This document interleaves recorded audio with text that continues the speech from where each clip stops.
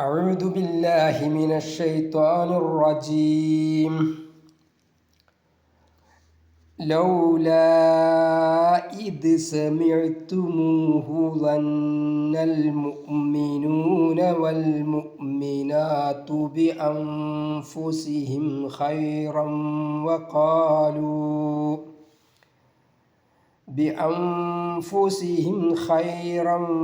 وقالوا هذا إفك مبين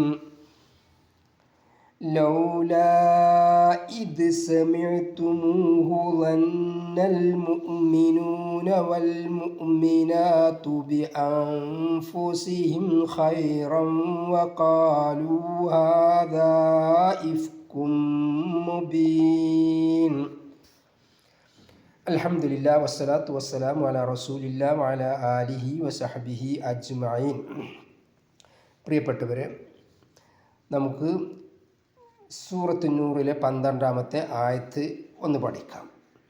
ലൗല, എന്തുകൊണ്ട് ഉണ്ടായില്ല, ഇത് സമീഅ്തുമൂഹു, നിങ്ങൾ ആ സംഭവത്തെ കേട്ടപ്പോൾ. ഹു എന്ന ദമീർ ഇലൽ ഇഫ്കിലേക്ക് മടങ്ങുന്നു.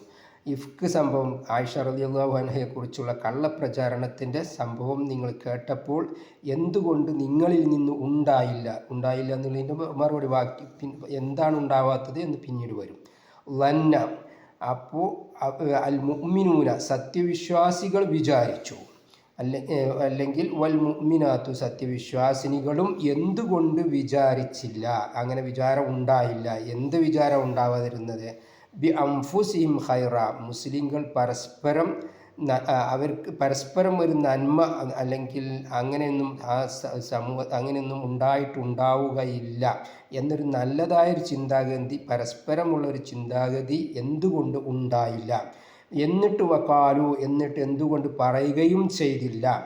വഖാലു, ഈ മുസ്ലിങ്ങൾ എല്ലാവരും കൂടിയിട്ട്, മുഅ്മിനീങ്ങളും മുഅ്മിനാത്തുകളും എന്തുകൊണ്ട് പറഞ്ഞതുമില്ല. ഹാദാ ഇഫ്കും മുബീൻ, അബ്ദുല്ലാഹി ബിൻ ഉബയ്യ് ബിൻ സുലൂലും പാർട്ടിയും കെട്ടിച്ചമച്ച ഈ കള്ളത്തരം, ഇത് വ്യക്തമായ ഒരു ഫാബ്രിക്കേറ്റഡ് ന്യൂസ് ആണ് എന്ന് എന്തുകൊണ്ട് പറയാൻ സാധിച്ചില്ല?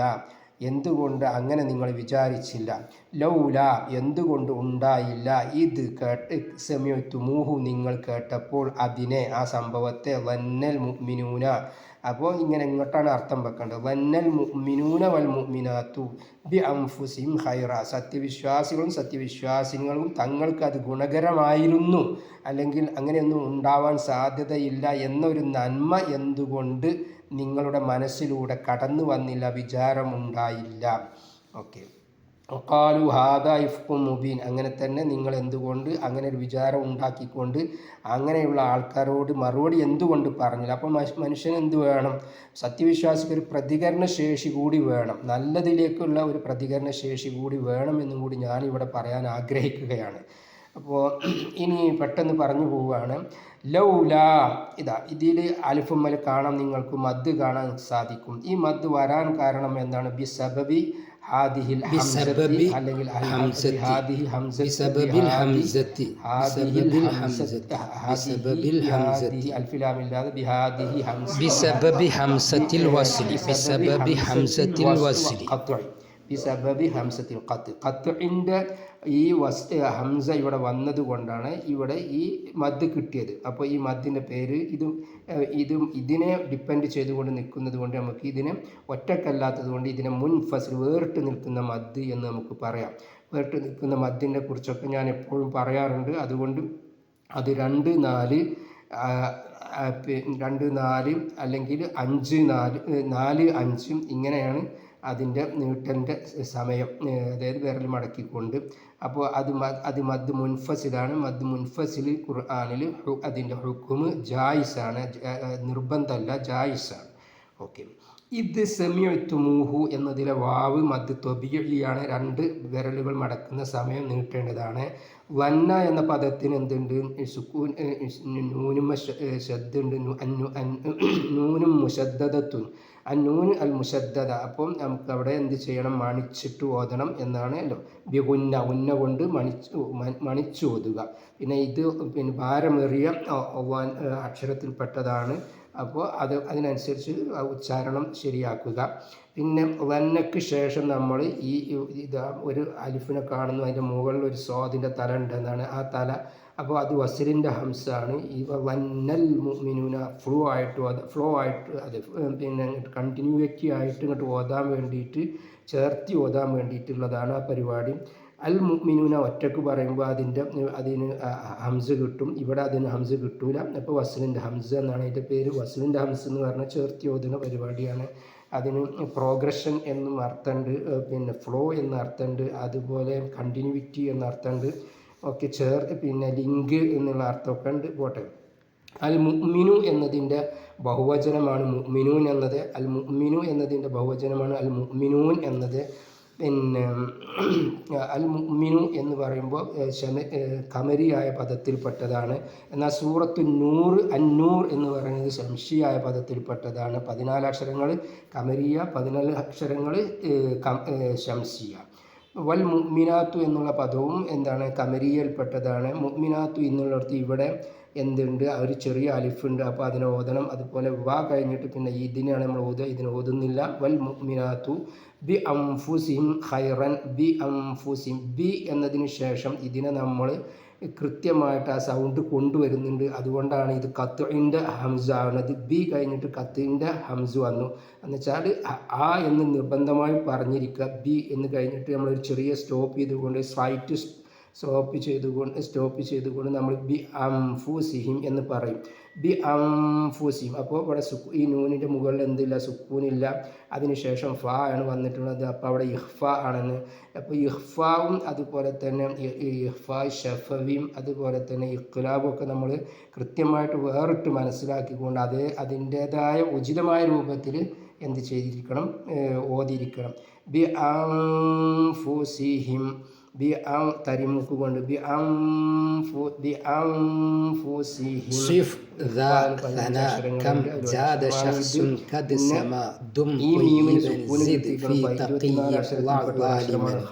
അതുകൊണ്ട് ഇതിന് നമ്മളെ ചുണ്ടുകൊണ്ട് ബി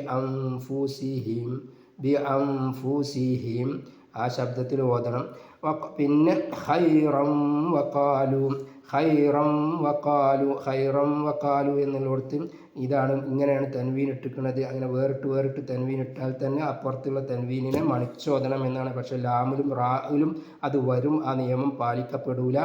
എന്നാൽ യായിലും വാവിലും ആ നിയമം, യായിലും വാവിലും ഷെദ് കൂട്ടാതെ പല, അതായത് മുജമ്മ എന്താണ് മുസ്ഹഫ് മുജമ്മ മദീനത്ത് അൽ മുനവ്വറ, അവിടെ നിന്ന് ഇറങ്ങുന്ന ഖുർആനിലാണ് ഇങ്ങനെ കാണുക.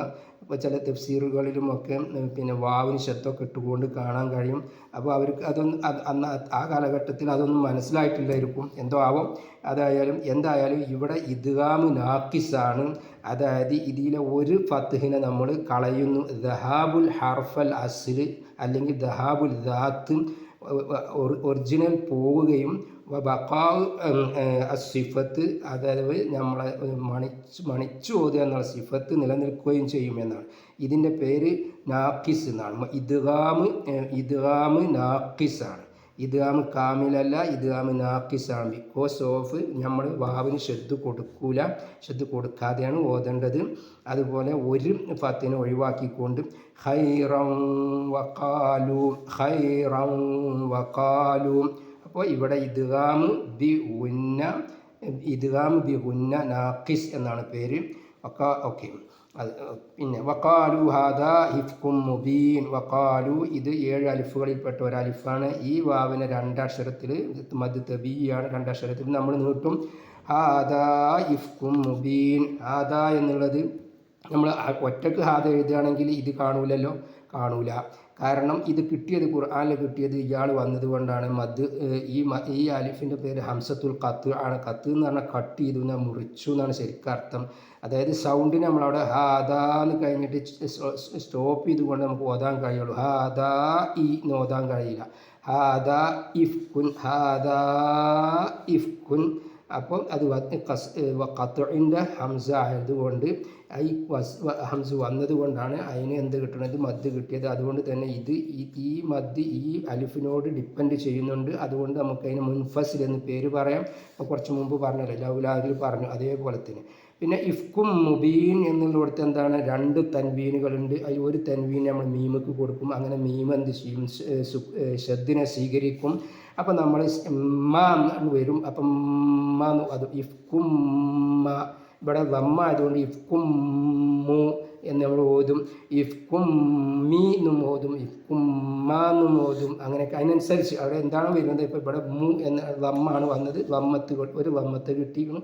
അപ്പോൾ അതിനെ നമ്മൾ ഇഫ്കും മുബീനായിട്ട് ഓതും.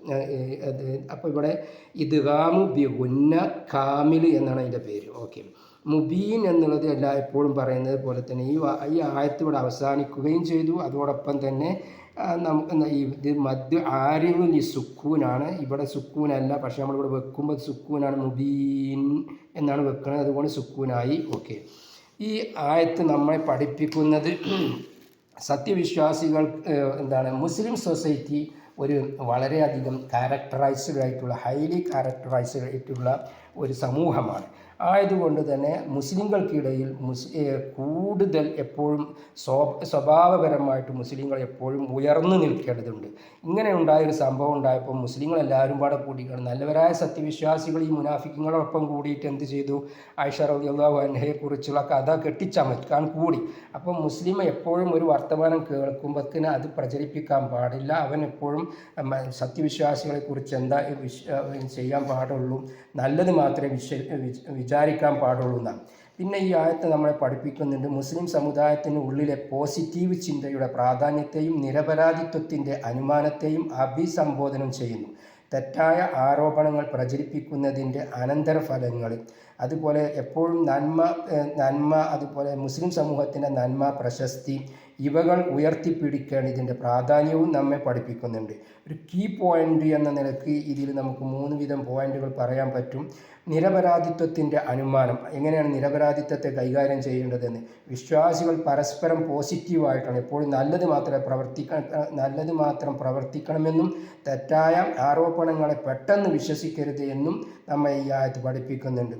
പിന്നെ രണ്ടാമത്തെ ഒരു പോയിന്റ് എന്ന് പറയാൻ അപകീർത്തിപ്പെടുത്തുക, അതായത് അപകീർത്തിപ്പെടുത്തുക,